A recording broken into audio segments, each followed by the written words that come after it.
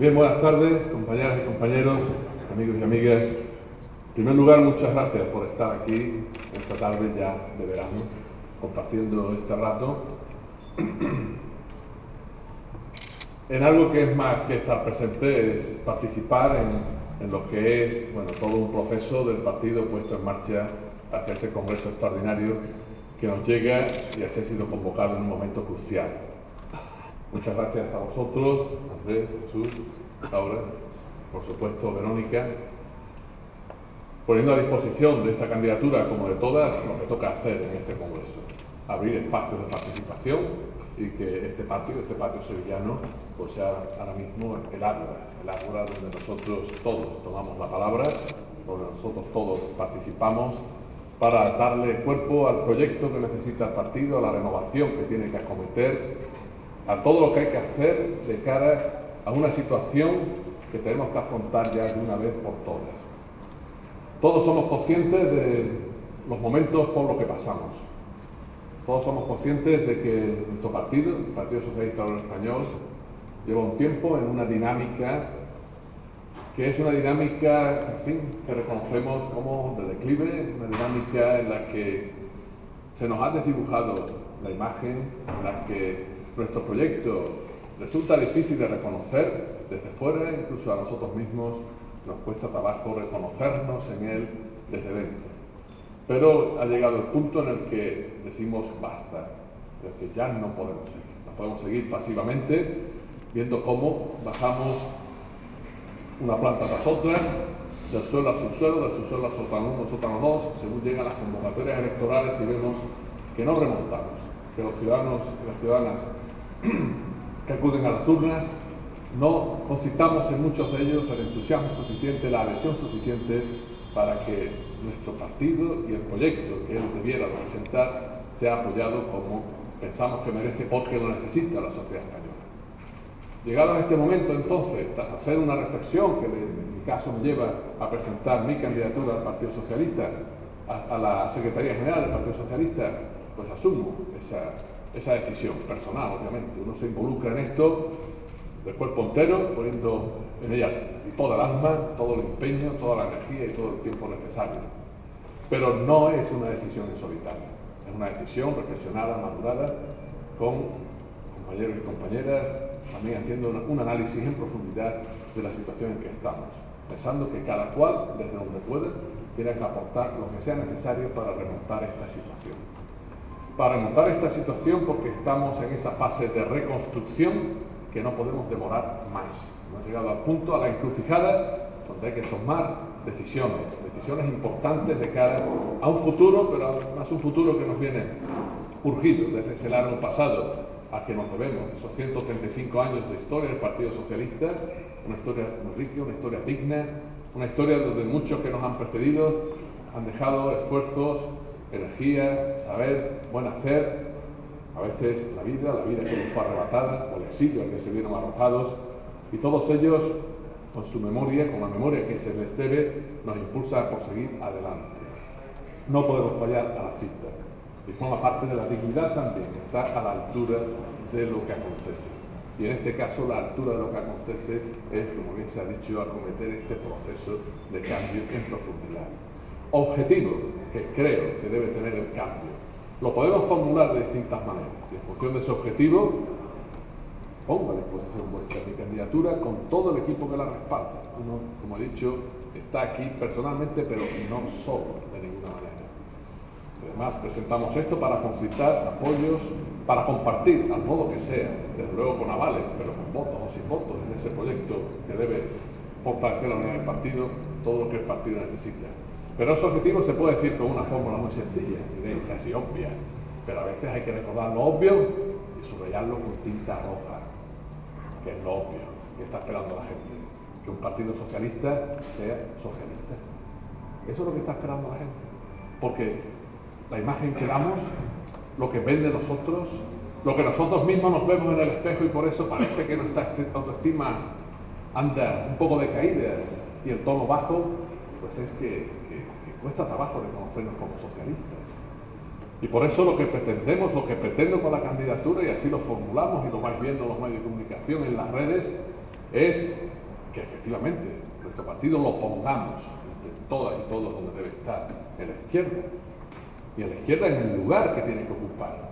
No el que ocupan otros, o el que otros pretenden, o el que otros recién llegados pretenden ponerse o situarse, no. El que corresponde al Partido Socialista según lo que he dicho, su historia, las coordenadas ideológicas en las que nos hemos movido, lo que queremos hacer de cara al futuro de nuestra sociedad, situar a nuestro partido en la izquierda, de manera que sea reconocible como tal.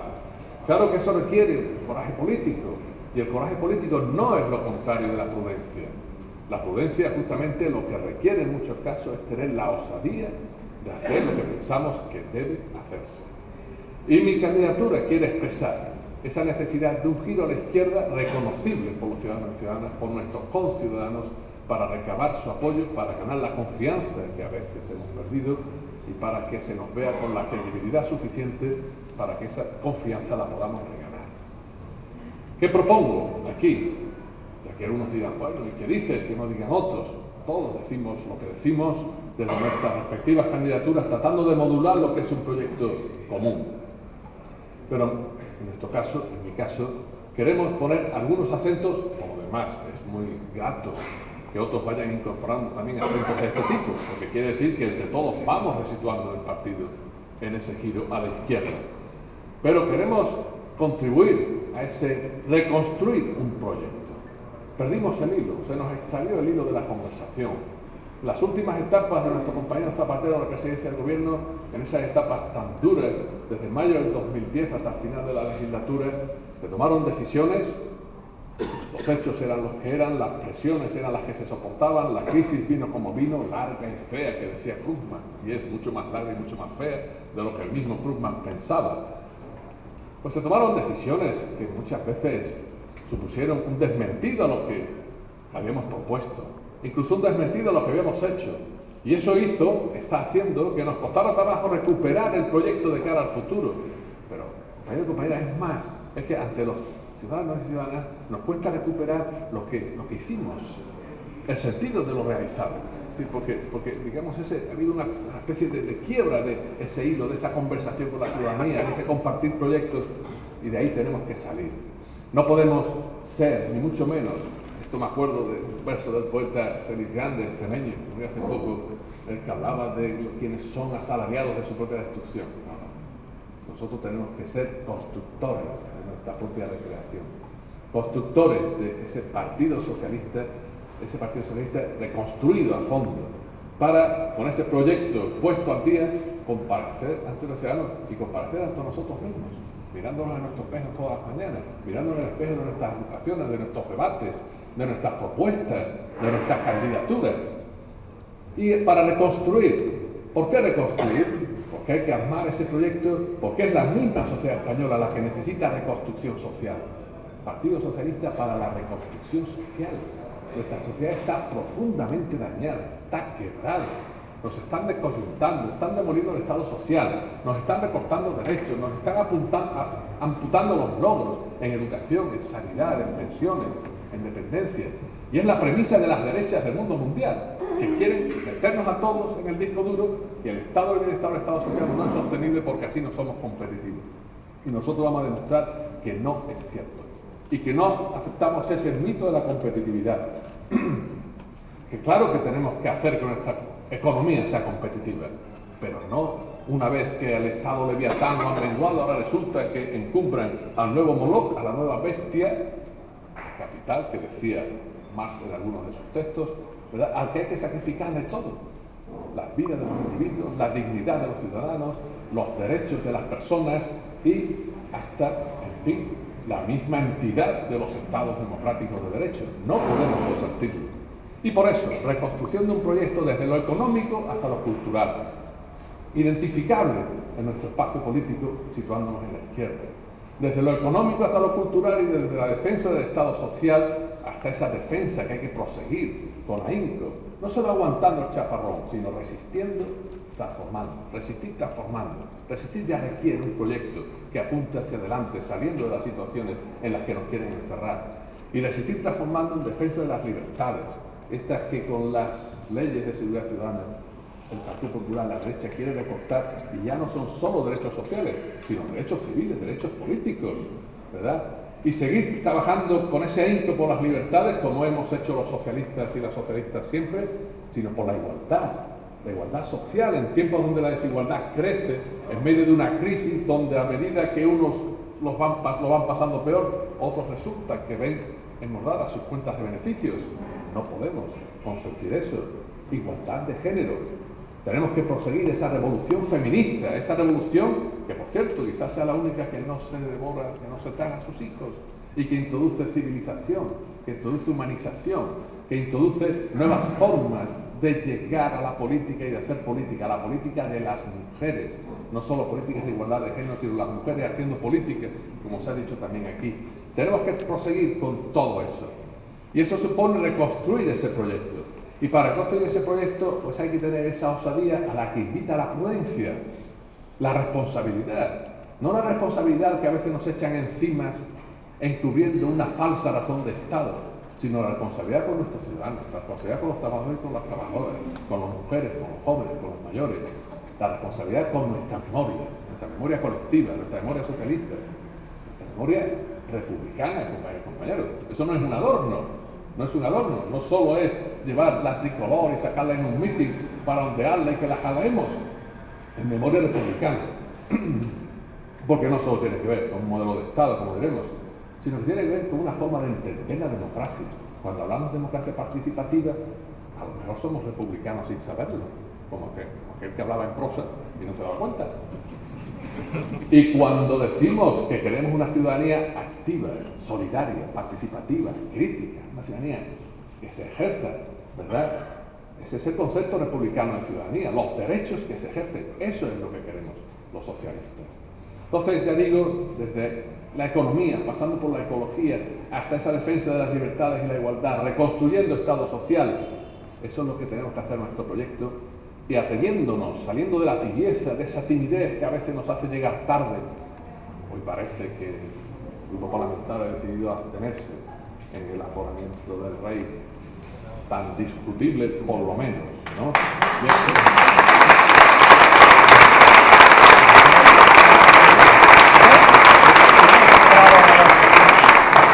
Tengo que felicitar a la dirección del grupo parlamentario y a todas nuestras compañeras y compañeros en el Congreso, porque no hay que tener miedo a tomar determinadas posiciones políticas cuando tenemos buenas razones y buenos argumentos.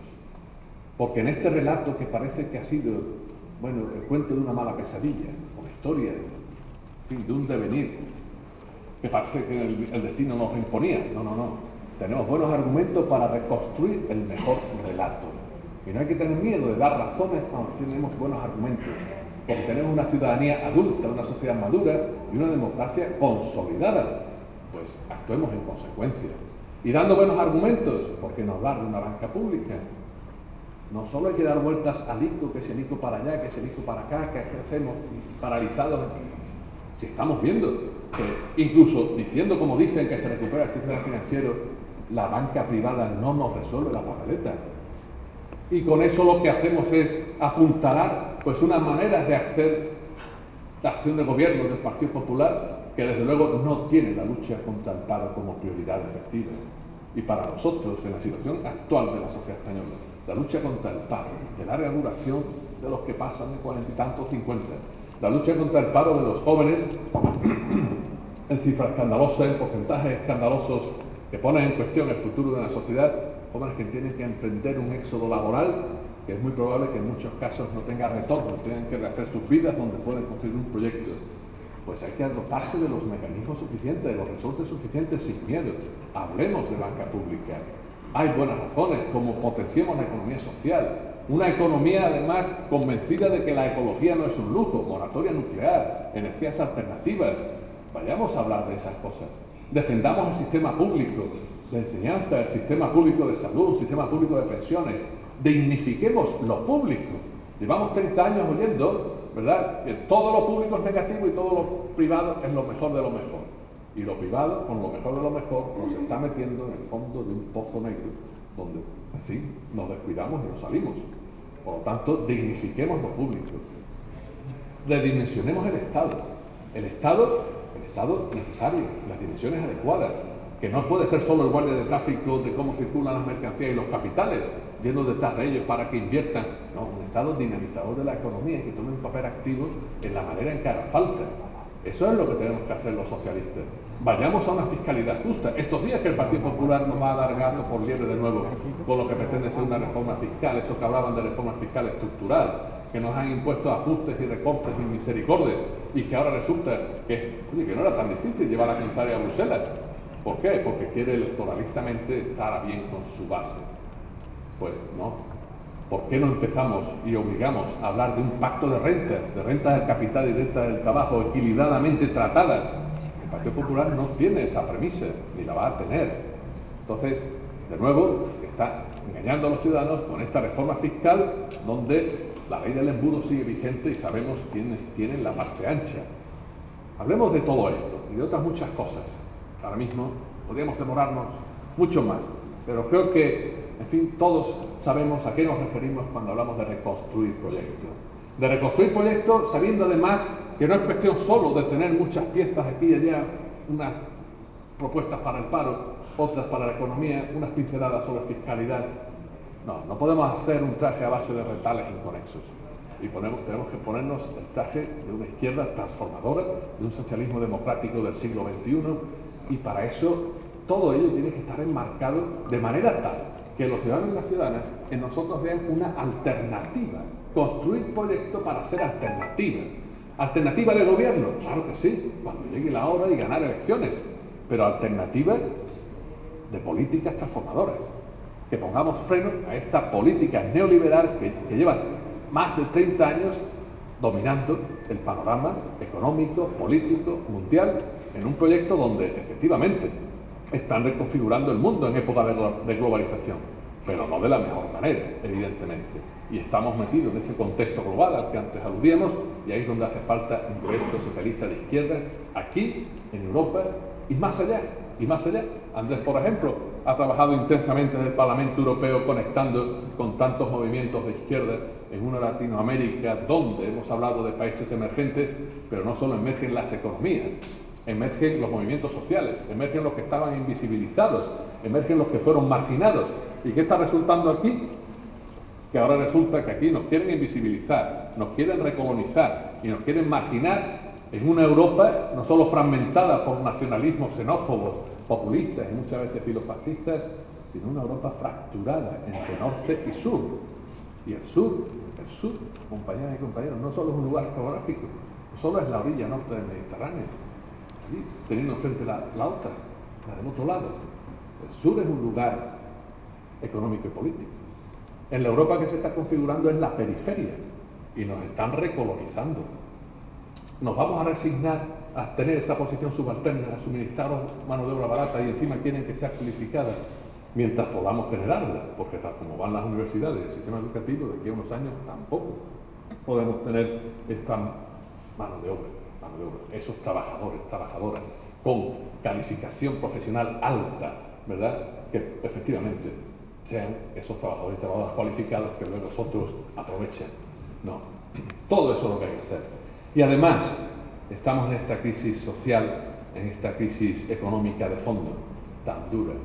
Pero para colmo, como a perro flaco todo se le vuelve pulgas, tenemos una crisis institucional en nuestro Estado muy fuerte, muy grave.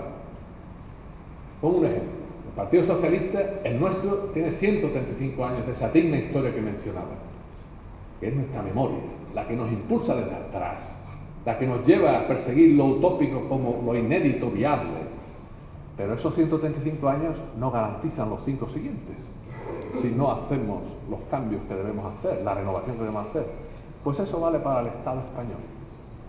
Le ponemos cada cual que se apunta a la teoría histórica que le parezca más convincente. Eso lo dejamos para los historiadores. 3, 5, quien quiera que lleve la historia hasta don Pelayo Viriato, me da igual. Pero toda la historia de siglos pasados no garantiza que el Estado español sea perdurable en el largo plazo, en el medio plazo de 15, 20 o 50 años. Hay problemas serios en el Estado español. ¿Qué tenemos que hacer? Abordarlos, no sentarnos, ¿verdad? Y desde luego rechazar posiciones como las del Gobierno Popular o Rajoy, que piensa que el tiempo lo arregla todo, y no. El tiempo no es un recurso indefinido, como no lo es el agua, como no es la tierra, como no es el aire. No, se puede dilapidar el tiempo y los plazos se agotan, se acaban. ¿Qué hacemos los socialistas? Proponer alternativas, tender puentes en vez de cavar trincheras. Y esos puentes se llaman federalismo. Estado federal, a donde hay que llevar la reforma del Estado de las autonomías. Y ya hemos trabajado sobre eso, y hubo una declaración de Granada. Ahora bien, ¿qué pensamos en los socialistas? ¿Qué proponemos desde mi candidatura?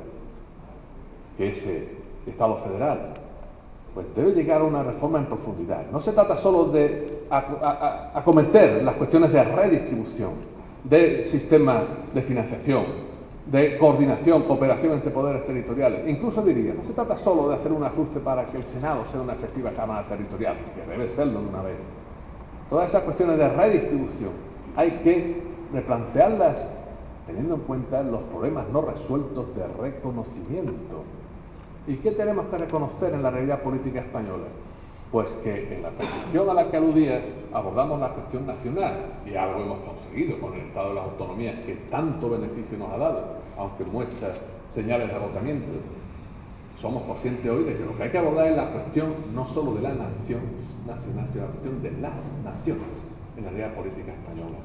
Y hacerlo sin conceder lo que no debe ser concedido, sin caer en el nacionalismo españolista, ni, desde luego, en las derivas secesionistas o cosas parecidas. Por eso somos federalistas, poniendo en el horizonte un Estado federal plurinacional que ciertamente exige cambios en nuestra Constitución, en profundidad. Por eso hablamos de procesos constituyentes, nadie tiene que extrañarse. Compañeros y compañeras, algunos ilustres amigos nuestros que también forman parte de nuestros debates, de nuestras propuestas, miembros de esta universidad, como Javier Pérez Royo, ¿cuántas veces ha escrito sobre el proceso constituyente? Lo hace desde sus análisis de derecho constitucional, pero otros tenemos que sacar las consecuencias políticas. De determinadas premisas se siguen ciertas conclusiones, y la conclusión es que federalismo para un Estado plurinacional, si queremos que perdure el Estado español. Porque a veces dicen, no, estos federalistas, estos hacen concesiones, no. Queremos un Estado, y un Estado donde efectivamente la unidad se dé, como en el partido, pero unidad desde la pluralidad. Se acabaron los tiempos del monólogo, del monolitismo, de la unidad compacta, de las unanimidades cerradas, de los nacionalismos excluyentes o impositivos o dominantes. No, desde la pluralidad, y en este caso desde la pluralidad nacional. Y se puede hacer, estamos a tiempo. Las cosas han venido, que estamos en un proceso de cara a nuestro Congreso Extraordinario, los compañeros catalanes, por las tensiones que han repercutido en el desgarramiento que sufren, también están en un proceso análogo. Y yo creo que estando en estos procesos es el momento de abrir un nuevo tiempo, de recomponer las cosas también, en un diálogo fructífero de cara a esa alternativa federalista, pensando que la ciudadanía, claro que lo entiende, si se les pone claramente la realidad de los hechos, ¿verdad? Y si los socialistas no somos capaces de ponernos de acuerdo en ese proyecto federalista, mal lo tenemos de cara al papel que debemos cumplir, porque no lo van a cumplir otros en la sociedad española. Por tanto, reforma constitucional en profundidad, también para la laicidad del Estado, de una vez, ¿verdad? En la conferencia política que quedamos ya consolidados. Veníamos hablando de esto desde décadas atrás, por fin, todos vamos sosteniendo que es necesario, como es necesario, denunciar los acuerdos de Iglesia y Estado, anticonstitucionales en su contenido, aunque fueran preconstitucionales en su elaboración, y algunos dicen que constitucionales porque se aprobaron un mes después del 6 de diciembre del 78. Pero basta ver cómo quebrantan el principio de igualdad, de no discriminación, cómo dan paso a injerencias ilegítimas, no de los cristianos en este caso, sino del lobby eclesiástico, en la dinámica de nuestras instituciones. Y ahí tenemos, ¿verdad?, pues ese Gallardón que todavía sigue enredando con la ley del aborto, imponiendo una visión neoconservadora que va contra la dignidad de las mujeres y desde luego también contra la dignidad de la sociedad española y de nuestra democracia. Cuidado.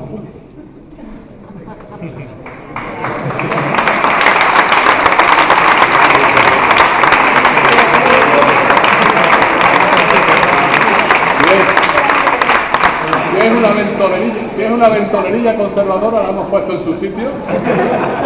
Y además no estamos para apuntalar el sistema, como dije por ahí, sino para transformarlo, con el apoyo de los ciudadanos. Y puestos a hablar de cambios constitucionales, brevemente, porque muchos de vosotros estáis de pie. Hay que cambiar para reforzar los derechos sociales, lo venimos diciendo en esta conferencia política, hay muchas cosas, muchas ideas buenas que hay que meter en ese proyecto. Reforzar esos derechos sociales y económicos para que tengan eficaz protección jurídica, claro que sí. Hay que hacer más cosas, más cosas.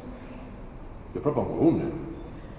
Ese es un tema más espinoso donde otras candidaturas no llegan a entrar, pero de verdad, sinceramente, creo que hay que hacerlo porque es volver sobre algunos pasos que dimos mal dados.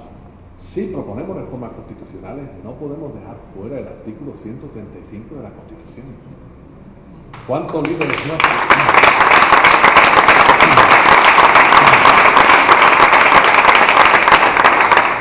¿Cuántos líderes nuestros, hasta el mismo Rubalcaba, en algunas entrevistas, otros no?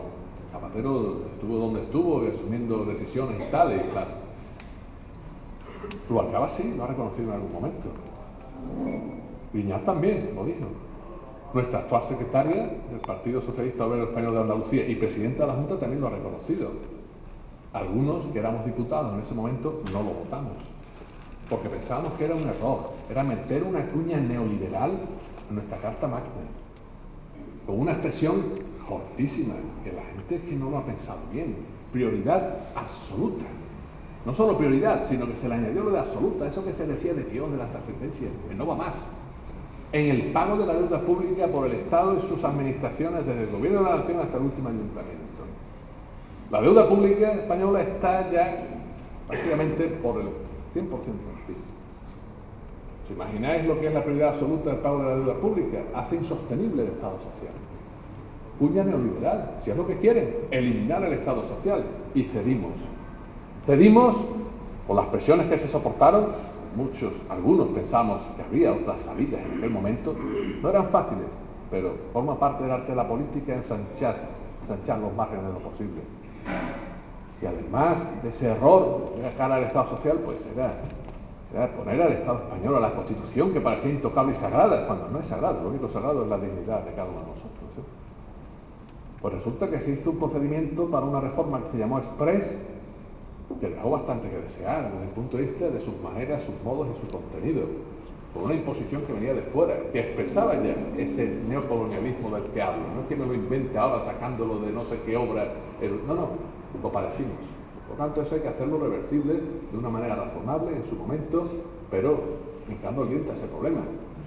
Y luego han aparecido otras cuestiones que también suscitan nuestra atención porque han venido para quedarse.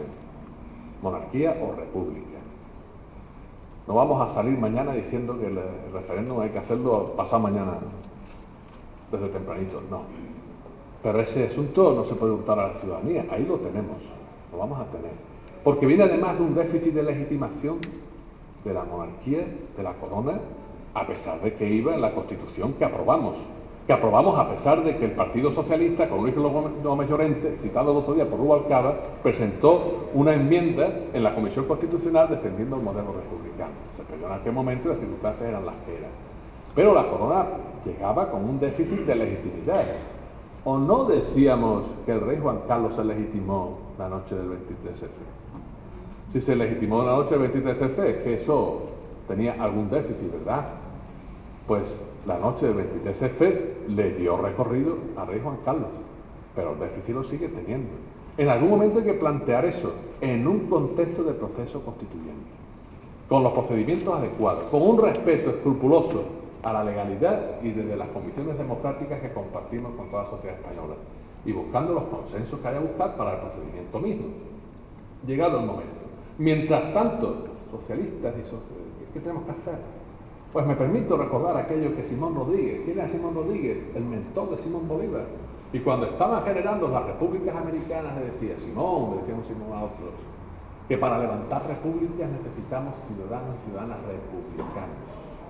Entonces, generemos conciencia republicana, que es lo que va con nuestra memoria, porque esa memoria obliga también. Y mantengamos nuestras posiciones políticas de manera razonable, haciéndonos entender ante la opinión pública como el Grupo Parlamentario Socialista ha empezado a hacer hoy mismo, ¿verdad? Por lo tanto, es un camino que tenemos que recorrer en aras de nuestra democracia, de nuestra ciudadanía, de nuestra visión transformadora de la realidad y de un Estado social, democrático, de derecho, que queremos que sea, además, federal, plurinacional, laico, republicano y hasta feminista, con plena igualdad de hombres y mujeres en este nuestro Estado.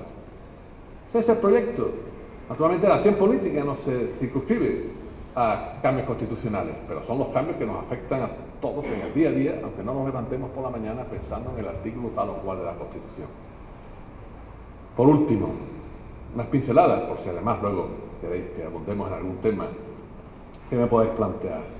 Todas estas ideas, que no son ideas que floten en ningún espacio de ningún trasmundo, sino que hay que llevar a la práctica y en ello se mide nuestra coherencia, requieren cambios en la organización.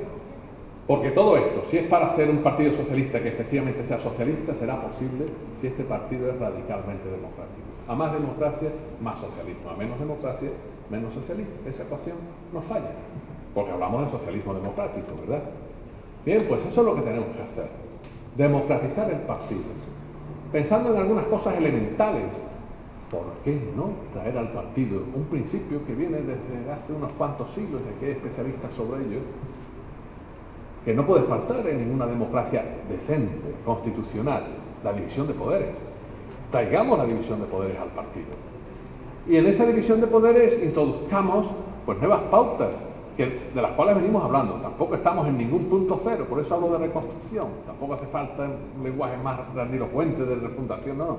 Pongámonos a reconstruir, armangándonos, poniéndonos ese modo de trabajo socialista, a reconstruir partido democrático radical.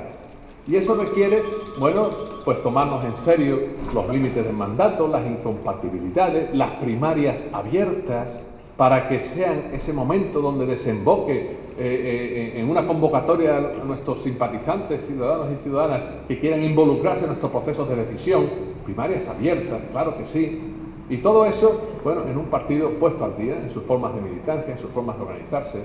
No podemos seguir con estructuras decimonónicas en la época de la informática, de la telemática, cuando, bueno, la información fluye como fluye, las decisiones se pueden y se deben tomar de otra manera, cuando es posible hacer, bueno, pues una consulta a la militancia sobre cuestiones claves que hay que decidir, cuando hay que ser consecuentes y ante un proceso como este hay que convocar al Comité Federal, no saltarse al Comité Federal como órgano máximo de deliberación y decisión entre congresos.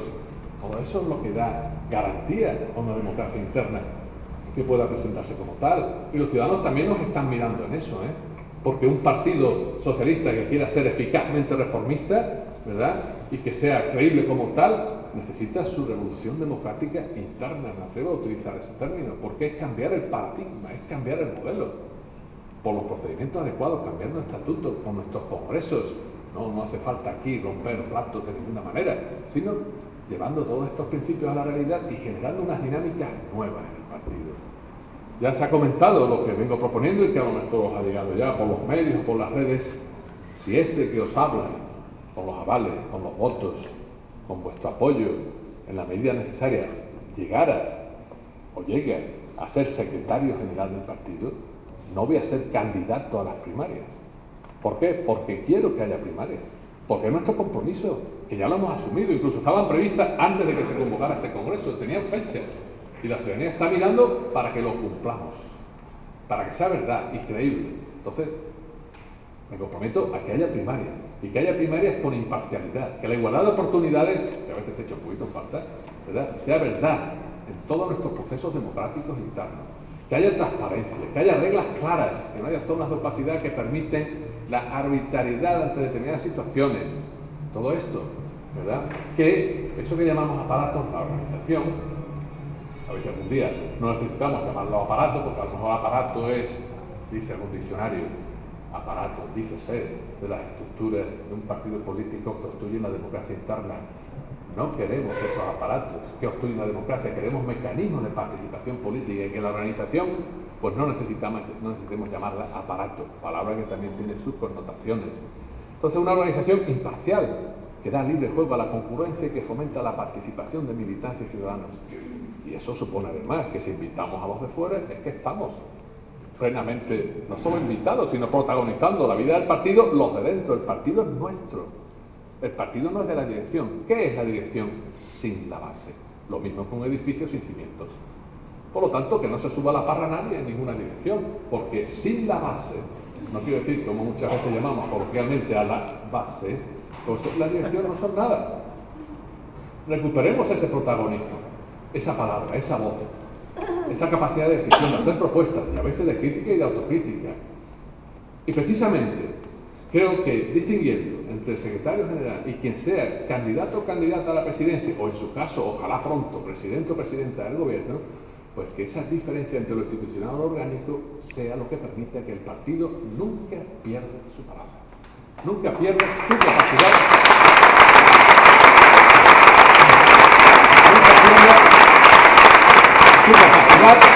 de decisión, su capacidad de propuesta, de crítica, ¿verdad? Que el partido responda a otras dinámicas. Bicefalia, ¿verdad? Dice, que le llaman a esto que propongo. Y alguien pregunta, me he asustado, y esto nos ha salido mal otras veces. ¿Por qué ha salido mal otras veces? Hombre, porque no se quería. Porque lo que estaba primando era la acumulación de poder. Y lo que no queremos es la acumulación de poder. Establezcamos reglas claras. No podemos coordinarnos un secretario general y un presidente o presidenta, o candidato o candidata, claro que sí. Si compartimos proyectos comunes, si tenemos claro lo que queremos. No es tan difícil, es que debe ser fácil, debe ser fluido. Pero claro, desde ese principio de división de poderes, ¿verdad? Y debe ser, bueno, en una dinámica distinta donde quien ocupe los cargos de máxima relevancia en la estructura orgánica, bueno, no se constituye en ningún caso monarcas absolutos por la concentración de poder de la que acaban disponiendo, que opaca la vida del partido, que anula la participación, que hace que un comité federal sea una máquina de aplausos, un comité regional. No debe ser. Y cuando hay monarquías absolutas, pues claro, las pautas se repiten hacia abajo y hay varones. Y hablar de varones, el lenguaje traiciona porque expresa lo que no se quiere decir intencionadamente. Es una expresión feudal y las expresiones feudales aluden a situaciones de vasallaje. Y somos ciudadanas y ciudadanos. Y cuando venimos al Partido Socialista Obrero Español, no renunciamos a ninguno de estos derechos, sino que queremos realizarlo más y mejor en un proyecto compartido al servicio de nuestra sociedad, de nuestros ciudadanos, de los trabajadores y trabajadoras, de todos aquellos que necesitan este instrumento político de transformación de nuestra realidad tras objetivos de justicia, libertad e igualdad. Ese es el proyecto. Compañeras y compañeros, esto pues tiene su complicación, tiene su recorrido. Y creo que hay que ganar, como bien decía Verónica, esa unidad, desde la pluralidad, desde el debate. Nada de cerrar filas, esas expresiones, por Dios. Nada de unanimidades compactas. ¿De qué sirve ganar un congreso al 90% si la ciudadanía no nos cree? Más no creerá si tenemos un juego democrático limpio, se expresa la pluralidad, hay proposiciones, propuestas en debate, ¿verdad? No cerrar filas, abrir filas, como igual que hay que abrir ventanas y puertas. Y cerrar las giratorias, cerrar las giratorias de quién.